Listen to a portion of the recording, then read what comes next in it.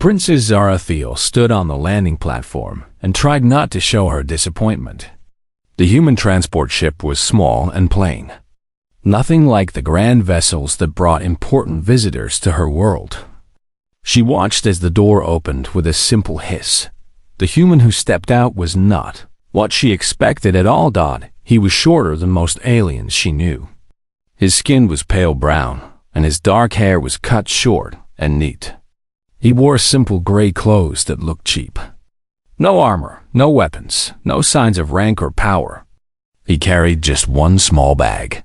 "You must be Princess Zarathiel," he said with a smile.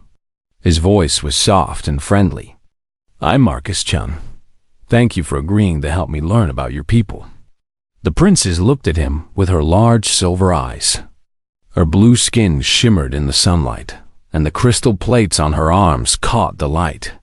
She was tall and strong, built like a warrior. This human looked like he had never fought anything in his life. "Welcome to Velinara Prime," she said, trying to keep the coldness out of her voice. "I am surprised the Earth government sent someone so young." Marcus laughed. "I know I don't look like much. I'm just an apprentice diplomat. This is my first real assignment. I have a lot to learn." Behind them, other members of the royal court whispered to each other. Princess Zarathiel could hear what they were saying. They thought the humans were foolish. They thought this Marcus was weak. Some even laughed. "The mighty humans send us a child," whispered Lord Kexival, his mandibles clicking with amusement. "Perhaps they do not take our treaty seriously." "Look at him," said another noble. "No claws, no natural armor, no visible weapons. How did such soft creatures ever survive long enough to reach the stars?" Princess Zarathiel felt embarrassed. She was one of the best negotiators in the Empire. She had made peace with the war-loving Krillians. She had outsmarted the clever spider people of Nex. Now her father, the Emperor, had asked her to babysit this harmless-looking human. "Come," she said to Marcus. "I will show you to your rooms. Then we can begin your education." They walked through the crystal halls of the palace. Everything around them glowed with soft blue light. The walls were made of living crystal that grew in beautiful patterns. Water flowed in channels carved into the floor, making gentle music. Marcus looked around with wide eyes. "This is amazing," he said. "How do you make the crystals grow like this?" "It takes many years of careful work," the princess explained. "We sing to them. Different songs make different patterns. Sing to them?" Marcus stopped walking and looked at a wall more closely. "That's incredible. You're working with living geology. The resonance patterns must be incredibly complex." The princess paused. That was not the response she expected. Most visitors just said the palace was pretty. This human seemed to understand something deeper about how it worked. "Yes," she said slowly. "The resonance is very important." "How did you know that?" Marcus looked embarrassed. "Oh, I read about it before I came. I wanted to be prepared. I hope I didn't say anything wrong." "No, you were correct. Most aliens do not understand the science behind our architecture." They continued walking. Marcus asked many questions about everything they saw. He wanted to know how the light plants worked. He was curious about the water system. He even asked about the servants' quarters, which most important visitors ignored completely. "You seem very interested in details," the princess observed. "I want to understand your people," Marcus said. "If I'm going to help make a good treaty, I need to know how you live, how you think. What matters to you?" That evening there was a formal dinner to welcome the human diplomat. The great hall was filled with nobles from across the empire. They sat at long tables made from single pieces of crystal. The light plants dimmed to create a soft, warm glow. Princess Zarathiel sat next to Marcus to help him with the customs. The first course was brought out, traditional blood wine and raw meat from the hunting grounds. "This is a great honor," she explained. The blood wine is made from the sap of our sacred trees, mixed with the blood of the great beasts we hunt. Drinking it shows you accept our strength and wildness as part of yourself." Marcus looked at the dark red liquid in the crystal cup. He smelled it carefully. Then he set it down without drinking. "I'm very honored," he said politely, "but I have dietary restrictions. I hope you understand." A silence fell over the nearby tables. The nobles stared at him in shock. Refusing the blood wine was not just rude, it was insulting. It meant you thought you were too good for their traditions. "Dietary restrictions?" Lord Kexival's voice was cold. "What kind of warrior cannot drink blood wine?" "I'm not a warrior," Marcus said with the same friendly smile. "I'm just a diplomat. And humans have different biology than your people. Some things that are good for you might make us sick." The nobles began to whisper again, louder this time. The princes heard words like weak and pathetic, and no wonder humans are so soft. Marcus seemed not to notice the insults. He ate the other foods that were safe for him and asked interested questions about how they were prepared. He complimented the musicians and admired the crystal decorations, but Princess Zarathiel watched him carefully. Something bothered her, though she could not say what. Marcus seemed completely calm and friendly, but there was something in his eyes. Just for a moment, when Lord Kexival had insulted him, she thought she saw something cold and dangerous flash across his face. Then it was gone, and he was smiling again, asking about the history of the palace. Later that night, the princess sat in her private chambers and thought about the human. Her father wanted this treaty very much. The humans had found rare metals on worlds near Velinary space. Both sides could benefit from trade, but she wondered if the humans were serious about the negotiations. Why send someone so young and inexperienced?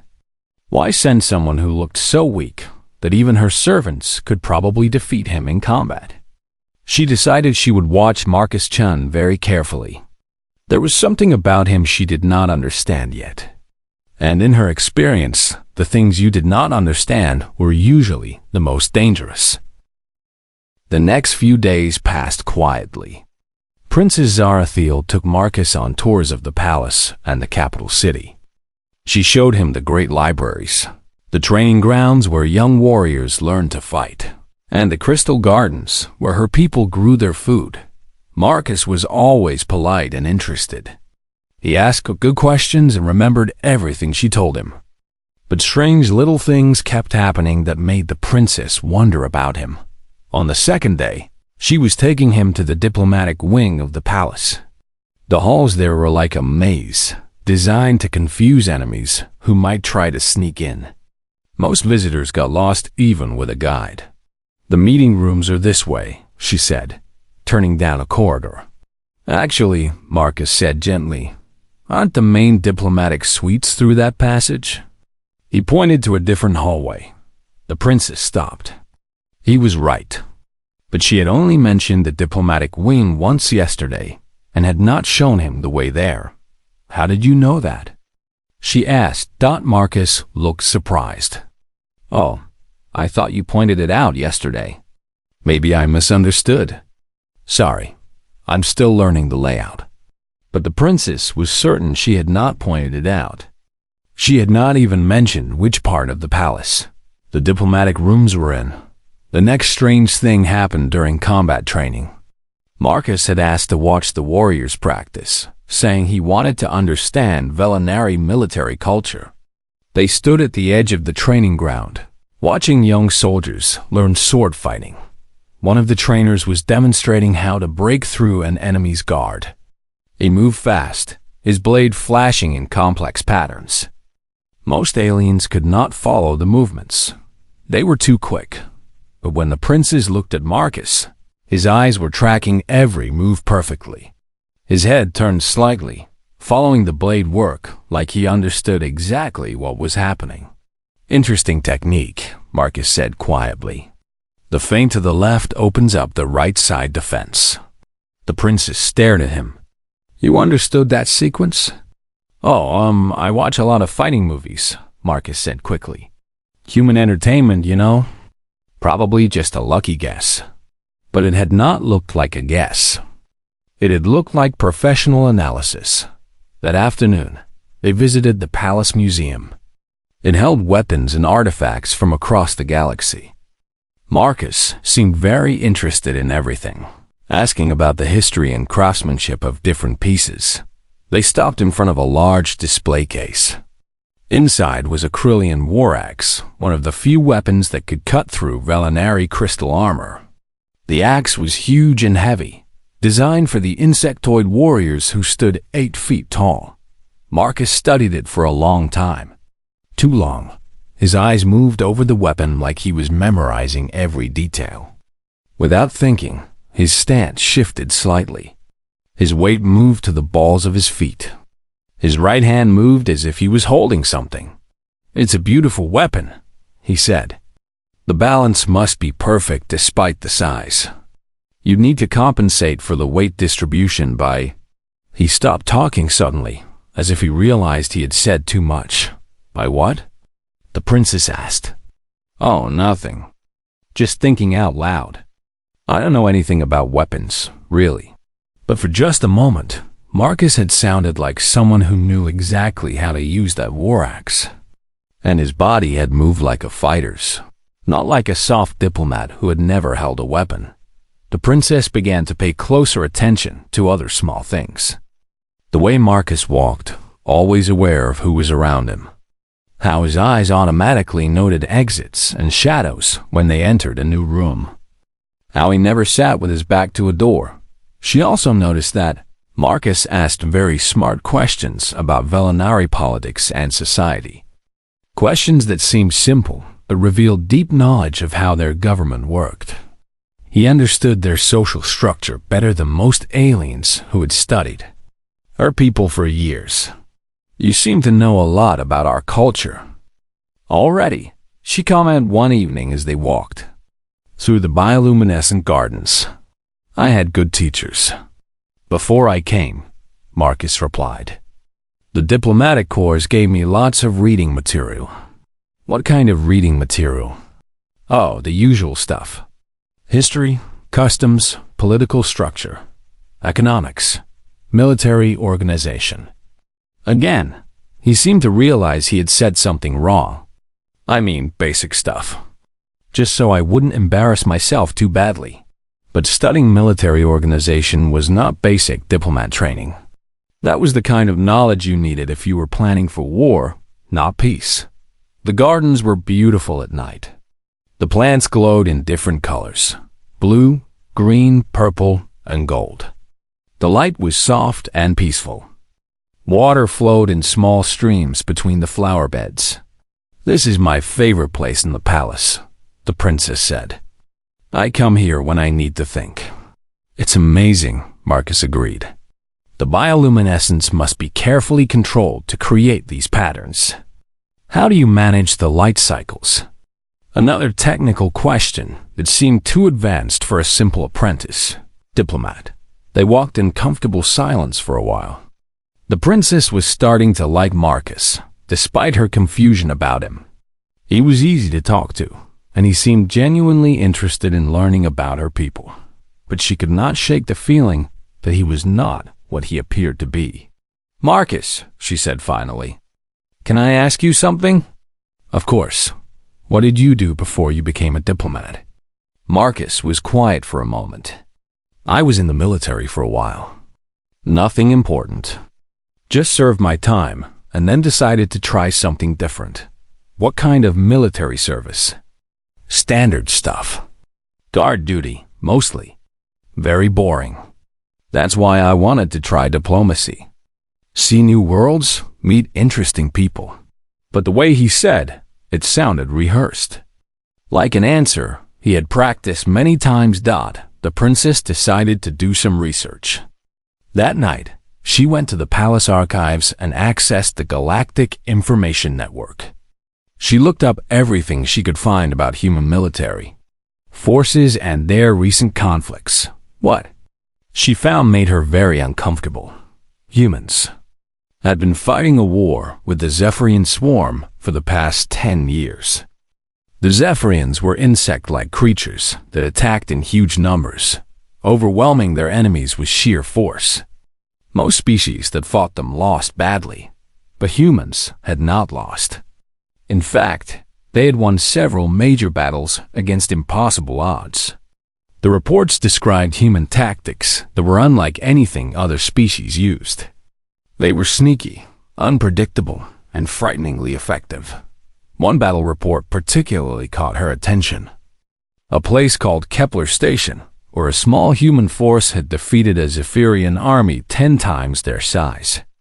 The humans had used the station's environment against the enemy, turning their own base into a deadly trap. The tactics described in the report sounded exactly like the kind of thinking Marcus had shown when he analyzed the war axe and the combat training. Princess Zarathiel closed the files and sat back in her chair. She was beginning to suspect that Marcus Chun was not the simple apprentice diplomat he claimed to be. But if that was true, then what was he? And why was he really here? 3 days later, Princess Zarathiel decided to take Marcus to see the palace's outer gardens.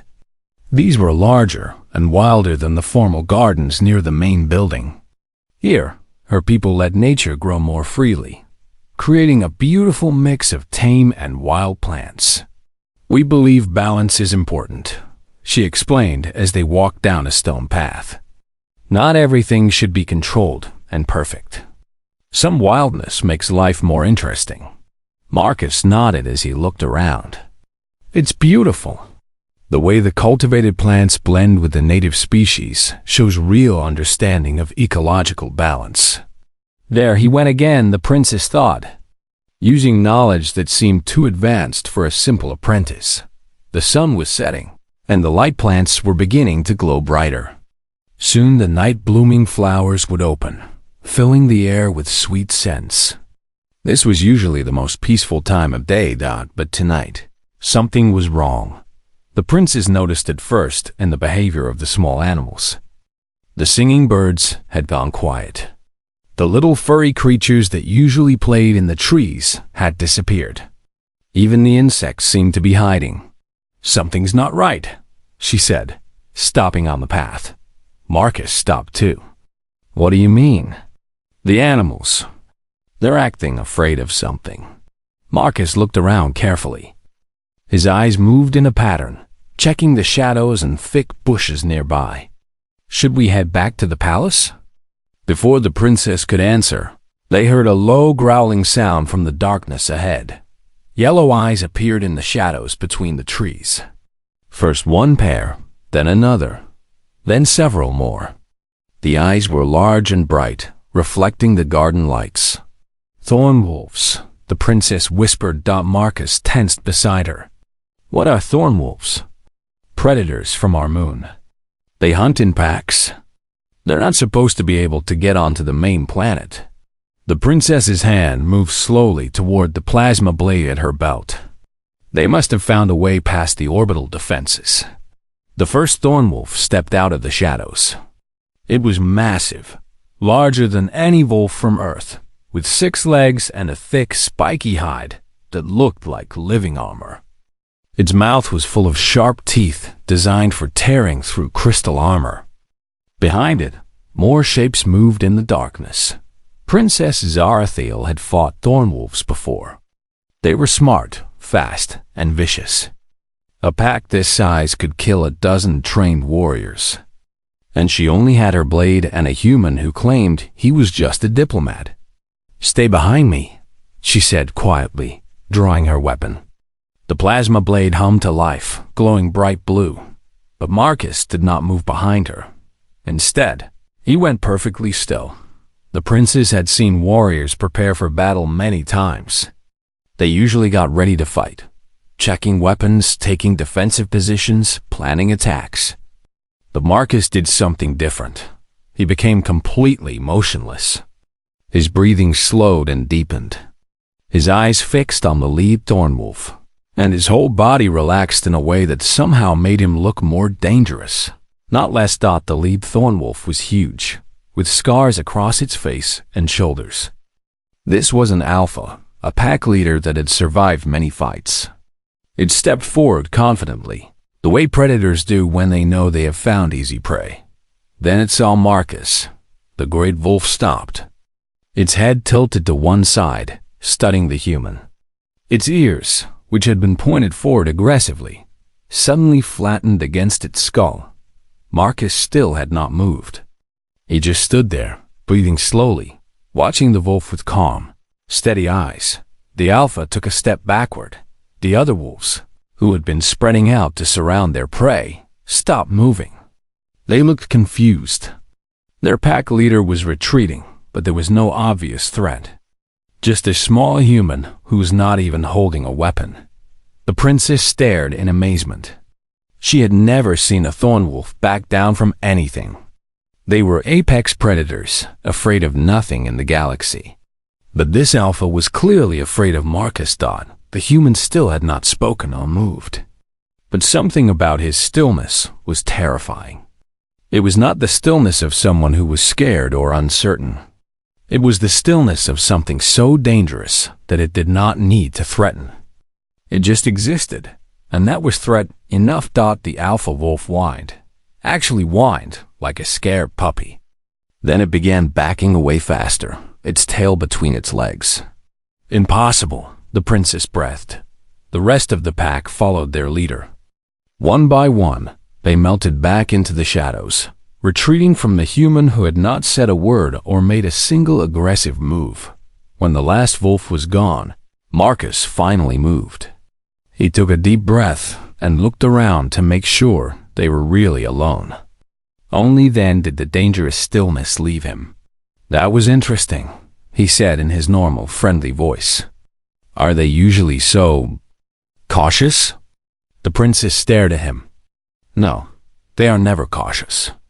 Thorn wolves do not retreat. They fight until they win or die." Maybe they weren't very hungry. Marcus. The princess's voice was sharp. "What just happened? How did you make them leave?" Marcus looked uncomfortable. "I didn't do anything. Maybe they sensed your weapon and decided we weren't easy prey. I have fought thorn wolves before with much better weapons than this. They have never run from me like that. Animals can be unpredictable. Not like this. They recognized something in you. Something that made them afraid." Marcus was quiet for a long moment. When he spoke again, his voice was softer. "Animals are good judges of character. Maybe they just sensed that I didn't want any trouble." But the princess knew that was not what had happened. She had seen the look in the alpha's eyes. It was not the look of an animal that sensed someone who wanted peace. It was the look of an animal that suddenly realized it was facing something much more dangerous than itself. They walked back to the palace in silence. The princess's mind was racing. Everything she had noticed about Marcus over the past few days suddenly made more sense. The way he moved, the knowledge he tried to hide, the questions that revealed too much understanding. Marcus was not just a former soldier who had done standard guard duty. He was someone who made apex predators flee without lifting a finger. Someone who could analyze combat techniques with expert precision. Someone who knew far too much about weapons and tactics for a simple diplomat. That night, the princess accessed the human military databases again. This time, she looked for classified information, using her diplomatic access codes to dig deeper into restricted files. What she found made her blood run cold. There were references to something called Ghost Battalion, an elite human unit that specialized in impossible missions. The files were mostly classified, but she could see hints of what they had done.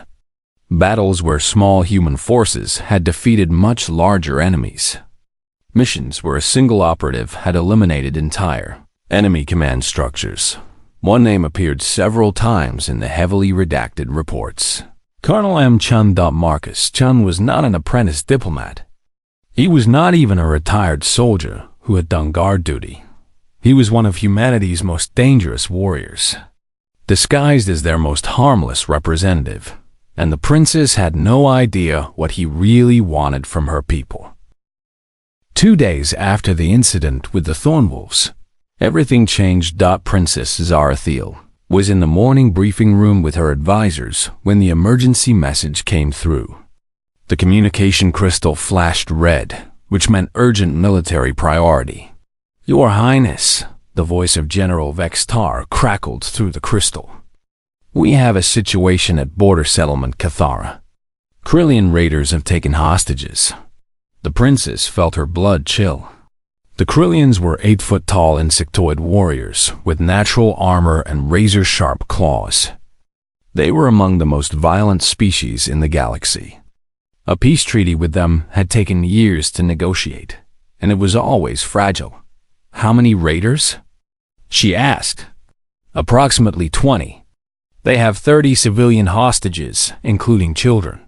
They are demanding that you come personally to negotiate their release." "Just me?" They specifically requested Princess Zarathiel to come alone and unarmed. They claim they want to discuss modifications to the peace treaty. The princess's advisors immediately began arguing. This was obviously a trap. The Krillians either wanted to capture her or kill her. Either way, it would throw both empires into chaos and probably start a war. "We cannot allow this," said Lord Kexival. "Send the military. Storm the settlement. If we attack, they will kill the hostages," General Vextar replied. "The settlement has only one approach, and it is heavily fortified. They would see us coming long before we could reach them. Then what do you suggest?" "We are preparing a full assault force, but it will take time to position them properly. If we are going to save the hostages, we need to negotiate first. Buy time for the military option." Princess Zarathiel closed her eyes and thought. 30 innocent people were going to die if she did nothing. But going to the settlement was almost certainly suicide. "I will go," she decided. The advisors erupted in protests, but she cut them off. "Prepare the diplomatic transport. I leave in 1 hour." As the meeting broke up, Marcus appeared at her side. She had almost forgotten he was there. He had been sitting quietly in the corner, listening to everything. "Princess," he said softly, "may I speak with you privately?" They went to her office, a small room lined with crystal windows overlooking the city. "You cannot go to that settlement," Marcus said, as soon as the door closed. "I have to. Those people will die if I don't. You will die if you do. This is clearly a trap." The princess turned to face him. "How would you know? You're just a diplomat." Marcus was quiet for a moment. "I've seen this kind of thing before. Hostage situations where the real goal is to capture or kill a political leader. It never ends well for anyone. Seen it where? In your diplomatic training?" "Princess." Marcus started, then stopped. He seemed to be struggling with something. "I know who you are," she said quietly. Marcus went very still. "What do you mean?" I know you're not really an apprentice diplomat. I know about Ghost Battalion. I know about Colonel and Chun." For a long moment, neither of them spoke. Then Marcus sighed deeply. "How much do you know?" "Enough. You're one of the most dangerous operatives in human space, pretending to be harmless so people will underestimate you." Marcus sat down heavily in one of the crystal chairs. "My assignment here is real. The diplomatic mission is genuine. But you're right. I'm not just an apprentice." "Why the deception?" "Because people react differently when they know what I am. Negotiations work better when the other side thinks humans are soft and weak. It gives us advantages we wouldn't have otherwise." The princess felt angry and betrayed. "So you've been lying to me this entire time?" "Not about everything. I really do want to learn about your culture. I really do want this treaty to work. But yes, I've been hiding parts of the truth." "What parts?" Marcus looked out the window at the city below. "I was the commander of Ghost Battalion. We specialized in impossible missions, usually when diplomacy had failed and war was the only option left. I've led operations against the Zephyrian Swarm, the Void Hunters, and half a dozen other species that thought humans would be easy prey. How many people have you killed? More than I like to think about, but only when there was no other choice. The princess absorbed this. Everything made sense now. His knowledge of weapons, his tactical thinking, the way the Thorn Wolves had recognized him as a predator. Why are you telling me this now? Because you're about to walk into a death trap, and my mission was to keep you alive long enough to sign a treaty. But more than that. He paused. I've come to respect you. You're a good leader and a good person. I don't want to see you die. So what do you suggest? Let me go with you. The Krillians demanded I come alone.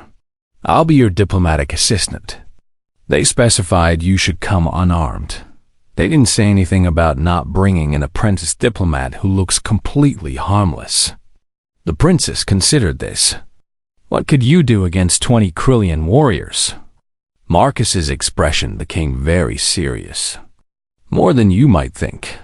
They took the fastest transport the royal fleet had, a sleek diplomatic vessel that could cover the distance to the border settlement in 4 hours. During the flight, Princess Zarathiel found herself studying Marcus with new eyes. He spent most of the journey looking at tactical displays of the settlement and the surrounding area. His questions were no longer those of a curious apprentice. They were the questions of a military commander planning an operation. The settlement has good defensive positions, he noted. But that works both ways. It's also hard to escape from if things go wrong. You think this is definitely a trap? Oh, absolutely. The question is, what kind of trap? Are they planning to kill you immediately or capture you for later use? Does it matter? It matters a lot for how we respond. Marcus highlighted several areas on the display. If they want to kill you, they'll have snipers in these positions. If they want to capture you, they'll try to overwhelm us with numbers in the main square. Us? Marcus smiled grimly. Princess, I may have been lying about being harmless, but I wasn't lying about wanting to protect you. As they approached the settlement, Marcus made one last request. When we get there, I need you to trust me. No matter what happens, no matter what you see me do, just remember that I'm trying to keep you alive. What are you planning? I'm planning to give those Krillians a lesson about what happens when you threaten someone under human protection. The transport landed in the settlement's main square. Through the windows, they could see Krillian warriors positioned on rooftops and in doorways. Their chitinous armor gleamed in the afternoon sun, and their mandibles clicked menacingly. Ready? Marcus asked. The princess nodded, though her heart was pounding. She was about to enter a trap with one of humanity's most dangerous soldiers as her only backup. Somehow, she was starting to think the Krillians were the ones who should be worried. Princess Zarathiel stepped out of the transport with Marcus beside her. The settlement's main square was eerily quiet. Normally, it would be busy with merchants and families going about their daily lives. Now it was empty, except for the Krillian raiders watching from the shadows. The Krillians were terrifying up close. Each one stood over 8 feet tall, their black chitinous armor gleaming like metal. Their compound eyes reflected light like jewels, and their mandibles clicked constantly as they communicated with each other. Their arms ended in razor-sharp claws that could slice through steel. The leader stepped forward. He was even larger than the others, with scars across his armor that spoke of many battles. When he spoke, his voice was like grinding stone. Princess Zarathiel, you came. Good. I am here as you requested, she replied, trying to keep her voice steady. Where are the hostages? Safe, for now. The Krillian's compound eyes fixed on Marcus. Who is this soft creature? My diplomatic assistant, the princess said. He is harmless. The Krillian leader made a sound that might have been laughter. Humans, so weak and pathetic. Very well, he may watch you die. Let's talk about what you really want, the princess said. You didn't take hostages just to insult my people. What we want is simple. The peace treaty between our peoples expires next month. We will not renew it. Instead, we will take 3 of your border worlds as payment for past grievances. That's impossible. Those worlds have millions of inhabitants. Then you will move them. Or we will kill them. Your choice. Princess Zarathiel felt her heart sink. This was not a negotiation, it was an ultimatum.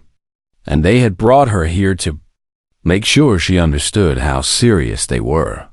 The Emperor will never agree to this, she sighed. The Emperor will agree when we send him your head as proof of our resolve.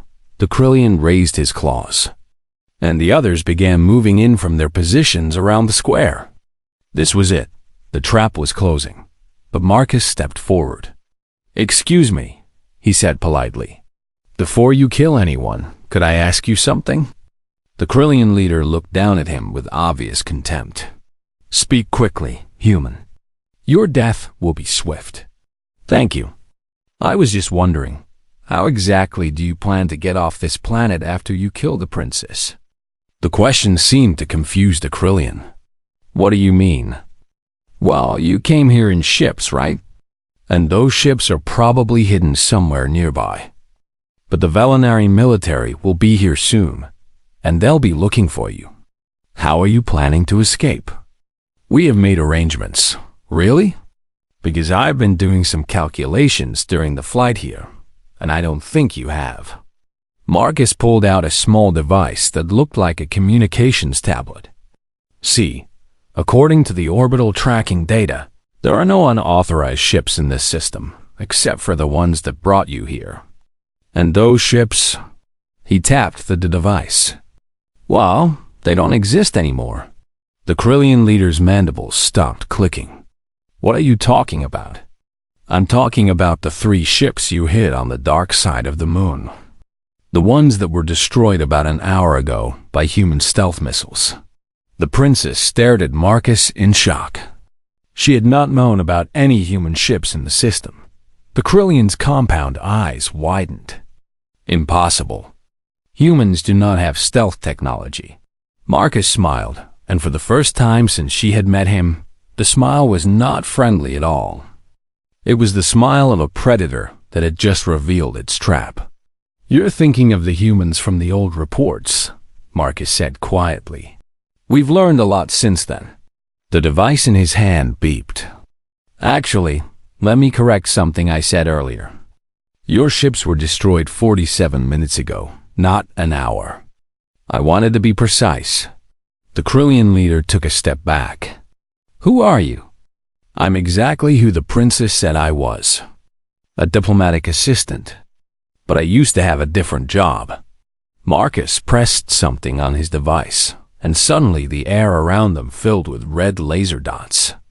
Sniper sights, dozens of them, all aimed at the Krillian raiders.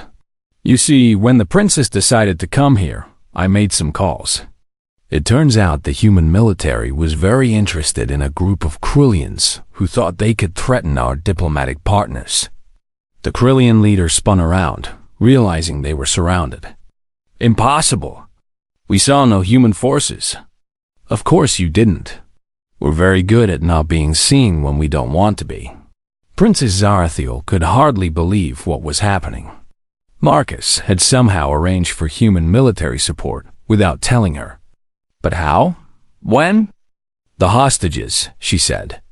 Where are they? Safe, Marcus replied, not taking his eyes off the Krillian leader. My people found them 20 minutes ago.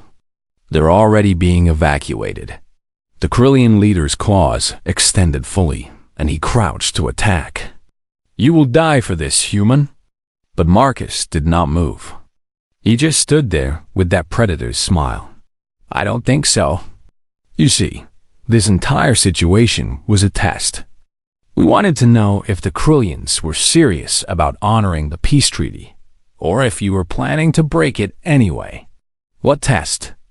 We let it be known that the princess would be traveling to the border regions with only minimal security. We made it easy for you to plan this little operation. Then we waited to see what you would do. The princess understood now. This had been a trap, but not for her. It had been a trap for the Krillians.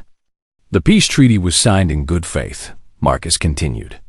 But we humans have learned to plan for the possibility that other species might not honor their agreements. So we prepared for that contingency. What contingency? Marcus pressed another control on his device. Around the square, shapes began materializing out of thin air as human soldiers dropped their stealth camouflage. They were everywhere, on rooftops, behind cover, in positions the Krillians had never even noticed. But these were not ordinary soldiers. They moved with the same predatory grace that Marcus had shown in the garden. They were all like him, apex predators, disguised as something harmless until the moment they chose to reveal themselves.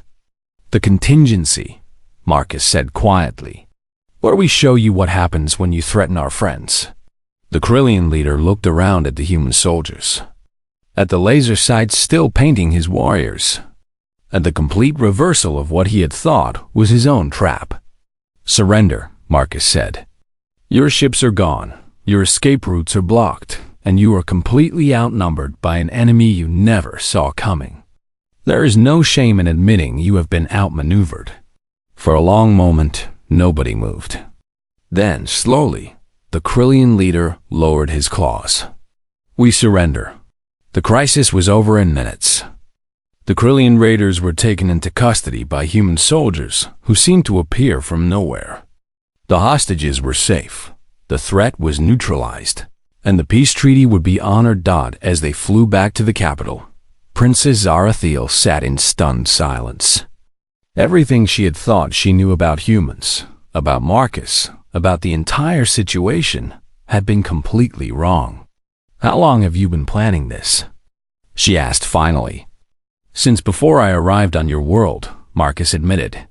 We knew the Krillians might try something like this. The diplomatic mission was real, but it was also cover for a military operation, so the treaty negotiations are completely genuine. We want the mining rights, and we want peaceful relations with your people. But we also wanted to make sure that peace would be respected by everyone in this region of space. The princess thought about the thornwolves in the garden, how they had recognized something in Marcus that she had missed completely. You're not just diplomats pretending to be warriors, she realized. You're warriors pretending to be diplomats. Marcus nodded. Humanity learned long ago that the best way to avoid war is to be so dangerous that nobody wants to fight you. But it only works if people don't realize how dangerous you are until it's too late for them to do anything about it. And if they do realize? Marcus's smile returned, but now she understood what it really meant. Then they usually decide that being our friends is much safer than being our enemies. Princess Zarathiel looked out at the stars and thought about how wrong her first impression had been. Marcus Chen was not a harmless apprentice diplomat. He was proof that humanity had found its place in a galaxy full of predators by becoming the most dangerous predators of all. And they had done it by making everyone else believe they were prey. The treaty negotiations, she realized, were never really about whether the humans would get the mining rights. They were about whether the Velanari Empire wanted to have the galaxy's most dangerous species as allies or enemies. After seeing what Marcus and his people could do, there was really only one choice.